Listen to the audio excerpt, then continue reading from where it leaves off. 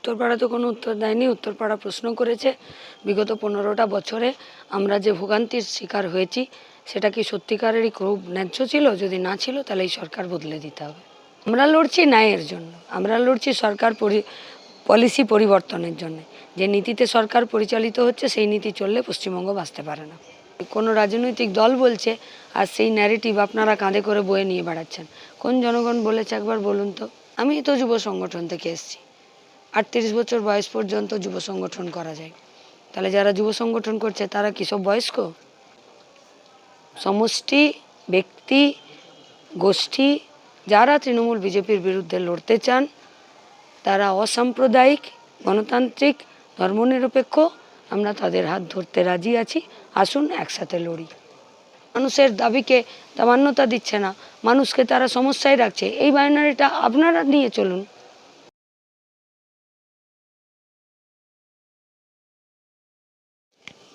নমস্কার, আনকাট আনলকে আজকে আর একটা নতুন পর্ব। কিন্তু আজকের যে পর্বটা সেটা কিন্তু পুরোপুরি একটা রাজনৈতিক পর্ব। কেননা দেখতেই পাচ্ছেন রাজনৈতিক ব্যক্তিত্ব আমার সাথে আছে উত্তরপাড়ার হেভিওয়েট প্রার্থী মীনাক্ষী মুখোপাধ্যায় এবং যে বামফ্রন্টের যে এখন ক্যাপ্টেন সেই মীনাক্ষীদি আমাদের সাথে আছে। মীনাক্ষীদি, তোমাকে আনকাট আনলকে অনেক অনেক স্বাগত। তো আমরা সরাসরি চলে যাচ্ছি মীনাক্ষীদির কাছে, কেননা দিদি প্রচণ্ড ব্যস্ত। আমরা আরেকটুক্ষণ পরেই মীনাক্ষীদির কাছে চলে আসছি, ততক্ষণ সাথে থাকো।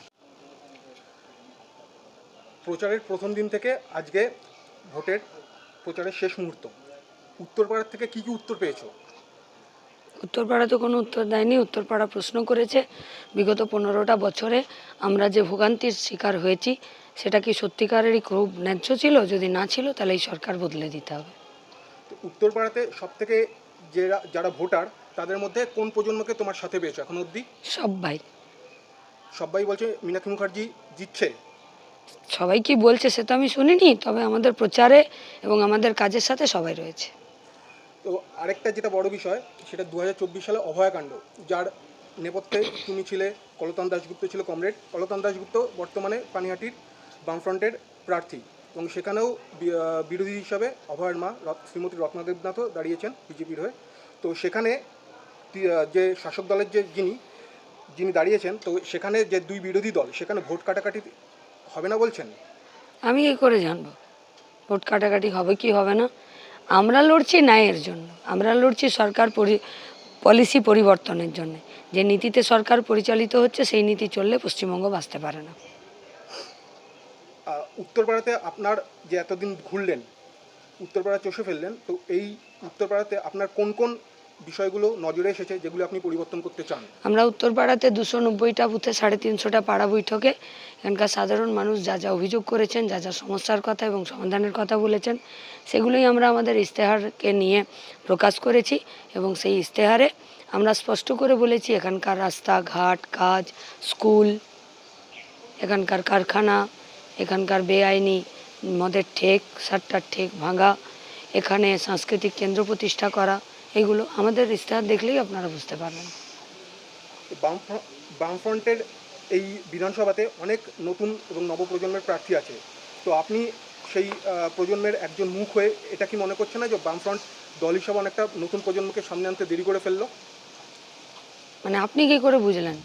না, আমি বুঝিনি, এটা জনগণ বলছে। জনগণ বলছে নাকি কোনো রাজনৈতিক দল বলছে আর সেই ন্যারেটিভ আপনারা কাঁধে করে বয়ে নিয়ে বেড়াচ্ছেন? কোন জনগণ বলেছে একবার বলুন তো? পশ্চিমবঙ্গেরই জনগণ বলছেন যে আমাকে একটা কোনো বাইট শুনিয়ে দেবেন তো। আমি যুব আন্দোলন থেকে উঠে এসেছি, ছাত্র আন্দোলন থেকে সবাই উঠে আসে। বিমান বসু যেদিন প্রথম নেতা হয়েছিলেন সেদিনকে তিনি কি বয়স্ক ছিলেন? না, একদমই না। আমাদের যারা নেতারা, মন্ত্রীরা, এমএলএ, এমপিরা ছিলেন তারা কি সবাই বয়স্ক ছিলেন? আমি তো যুব সংগঠন থেকে এসেছি। 38 বছর বয়স পর্যন্ত যুব সংগঠন করা যায়। তাহলে যারা যুব সংগঠন করছে তারা কি সব বয়স্ক? তো যারা এই প্রশ্নটা করেছে তারা নিশ্চয়ই এর উত্তরটা পেয়ে গেছে। এরপর আসি যে আপনারা যে 294টা কেন্দ্রের প্রার্থী দিয়েছেন বামফ্রন্ট হিসেবে, সেখানে আইএসএফও আছে এবং আইএসএফও মাঝে আপনাদের বিরোধিতা করেছিল, কিন্তু সেখানে দেখা যাচ্ছে যে বিভিন্ন কেন্দ্রে আইএসএফও কিন্তু আপনাদের প্রার্থীর হয়ে প্রচার করছে। এই যে একটা যে দলমত নির্বিশেষে ব্যাপার, সেটা প্রথমে কেন প্রকাশ্যে আসলো না? এটা কেন পরে একসঙ্গে আসলো? কোথায় পরে আসলো, কোথায় প্রথমে আসেনি? না, আইএসএফ কিন্তু বলেছিল যে আমরা বামফ্রন্টের সাথে থাকবো না, কিন্তু পরবর্তীকালে আবার কখন বলেছে? এই ভোটে কবে বলেছে আইএসএফ যে বামফ্রন্টের সঙ্গে থাকবো না? বলেনি তো। আমরা বলেছি তৃণমূল বিজেপির বিরুদ্ধে সমস্ত দল, সংখ্যা, সমষ্টি, ব্যক্তি, গোষ্ঠী যারা তৃণমূল বিজেপির বিরুদ্ধে লড়তে চান তারা অসাম্প্রদায়িক, গণতান্ত্রিক, ধর্মনিরপেক্ষ, আমরা তাদের হাত ধরতে রাজি আছি, আসুন একসাথে লড়ি।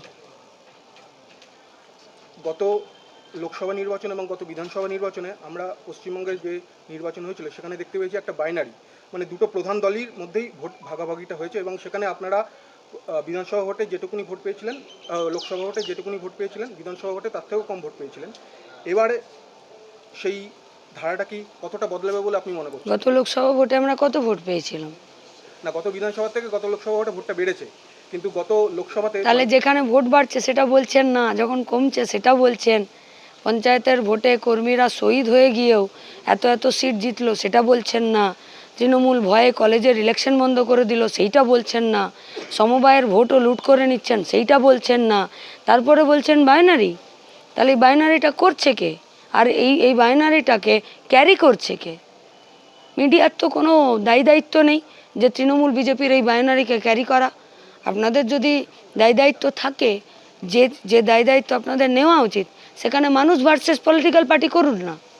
যে পলিটিক্যাল পার্টিগুলো সরকার পরিচালনাতে যাচ্ছে তারা মানুষের দাবিকে তা মান্যতা দিচ্ছে না, মানুষকে তারা সমস্যায় রাখছে, এই বাইনারিটা আপনারা নিয়ে চলুন। জনগণ যা বলবে, অন্য রাজনৈতিক দল যা বলবে সিপিএম সম্পর্কে, সেইটাই আপনাদেরকে মুখস্থ করে বলতে হবে, তো কোনো মানে নেই। কর্মসংস্থান সম্পর্কে আপনাদের ইস্তেহারে যেটা বলা আছে, এর থেকেও বাড়তি কি আপনারা কিছু ভেবেছেন যেটা এখনই পর্যন্ত ইস্তেহারে দেখা যায়নি? যদি আপনারা আমরা যা ভেবেছি আমাদের ইস্তেহারে আছে। এর পরবর্তী ক্ষেত্রে যে অন্যান্য বিধানসভা কেন্দ্রগুলি আছে সেখানে আরও অনেকে প্রার্থী হয়েছেন, সেখানে প্রার্থীদের ক্ষেত্রে দেখা যাচ্ছে যে তাদের একটা আত্মবিশ্বাসের অভাব। সেই আত্মবিশ্বাসের অভাবে কিন্তু অনেক প্রার্থী বলছেন যে যদি মীনাক্ষী মুখোপাধ্যায় আমাদের প্রার্থীদের প্রচারে আসতো তাহলে অনেকটা ভালো হতো। কে বলেছে গো? আগে সরাসরি শুনতে হবে তারপর। এসব কথা কেন বলেন আপনারা? কোথায় আত্মবিশ্বাসের অভাব দেখছেন? মীনাক্ষী মুখার্জি গেলে আত্মবিশ্বাস ফিরবে, এসব কথা কেন বলেন আপনারা? কোথায় শুনলেন? কে বলেছে? কেন এইসব ন্যারেটিভ ছড়ান? আপনাদের এইসব ন্যারেটিভের সঙ্গে আমি নেই।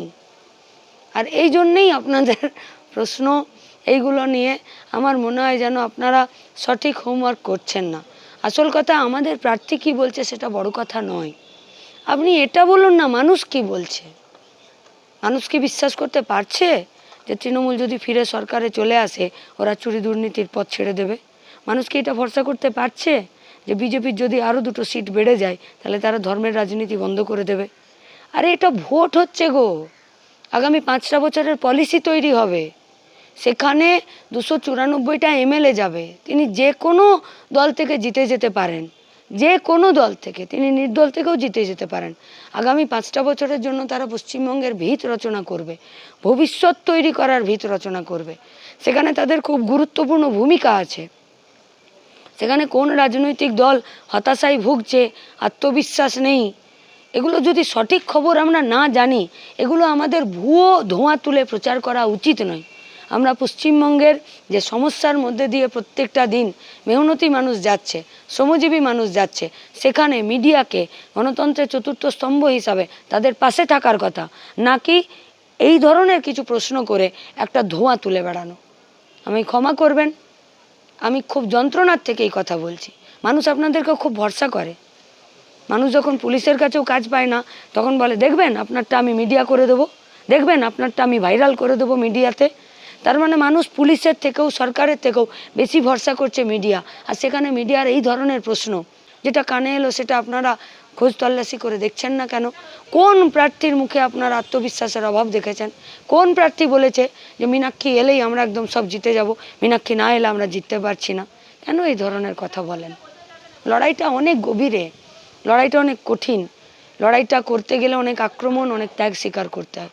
সেই লড়াইয়ে গোটা পশ্চিমবঙ্গের মানুষ একত্রিত হচ্ছে, সংঘবদ্ধ হচ্ছে, সংগঠিত হচ্ছে। সেখানে মিডিয়ার ভূমিকা আরও দায়িত্বশীল হওয়া উচিত। এই 2026 বিধানসভাতে যদি আমি ভাগ করে নিই শহরাঞ্চল এবং গ্রামাঞ্চল, কোন ক্ষেত্রে আপনারা সবথেকে বেশি ভোট আনতে পারবেন? গ্রামে শহরে লড়াইটা আলাদা নয়। গোটা পশ্চিমবঙ্গের মানুষ এক জায়গায় আসতে চাইছেন এই কঠিন লড়াইয়ে। সবাই চেষ্টা করছে, আমরাও চেষ্টা করছি এই দুর্নীতিগ্রস্ততার বিরুদ্ধে, এই দাঙ্গাবাজদের, গুন্ডারাজদের বিরুদ্ধে এই লড়াইটা চলছে। সেই লড়াইয়ে সব মানুষকে সাথে আসার জন্য আমরা আবেদন করছি। আগামী আর একটা দিন পরে ভোট, সব মানুষকে যে যেখানে আছেন তৃণমূল বিজেপির বিরুদ্ধে ধর্মনিরপেক্ষ, গণতান্ত্রিক, অসাম্প্রদায়িক এবং বাম সহযোগী দলগুলোকে ভোট দিন। ভালো থাকবেন।